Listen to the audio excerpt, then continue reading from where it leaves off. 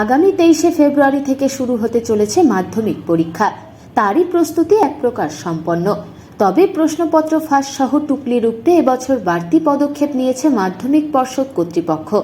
জানা গিয়েছে, পরীক্ষা কেন্দ্রগুলিতে ইনভিজিলেটরের পাশাপাশি থাকবে ফ্লাইং গার্ড, যারা মূলত সন্দেহজনক পরীক্ষার্থীদের ওপর নজরদারি চালাবে।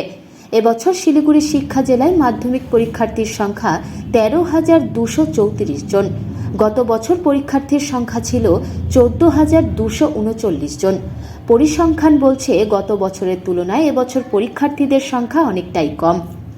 ব্যবস্থা নেওয়ার মধ্যে প্রথমেই হচ্ছে যে কোনো গার্জেন প্রধান পরীক্ষা কেন্দ্রের দরজার পেরিয়ে ভেতরে ঢুকতে পারবেন না। তারা তাদের সন্তানদের নিয়ে এসে, ছাত্রছাত্রীদের নিয়ে এসে ওই মেন করিডোরের সামনেই ছেড়ে দিতে হবে, তারপর ঢুকে যাবে। এবার সেখানে একটু নর্মালি যেরকম হয় চেকিং হয়ে যাওয়ার পর, বা তাদের যে সমস্ত ছাত্রছাত্রীকে সন্দেহভাজন মনে হবে তাদেরকে স্কুল কর্তৃপক্ষ চেকিং করবেন।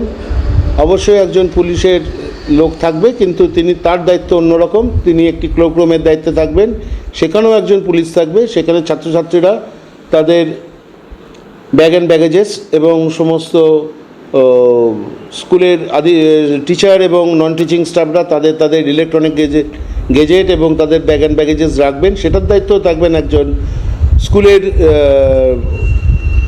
কর্মী, এবং অবশ্যই ইন প্রেজেন্স হবে পুলিশ পার্সোনাল। মূলত 4 জনের কাছে এবার ফোন থাকছে বা সেলফোন থাকছে।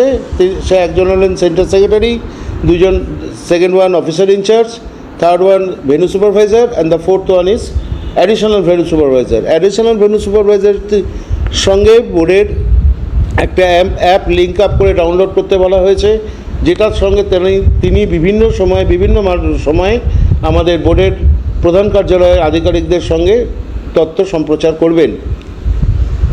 আর প্রত্যেকটা স্কুলে সিসিটিভির ইনস্টলেশনের কথা বলা হয়েছে, অ্যাটলিস্ট 3 সিসিটিভিস।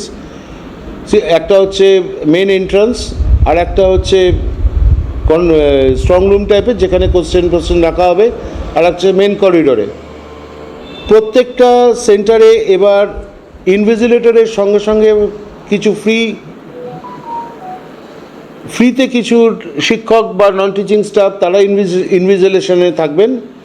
তারা টয়লেট ল্যাট্রিন সমস্ত দিকটাতেই আর কি একটু নজরদারি রাখবেন। হ্যাঁ,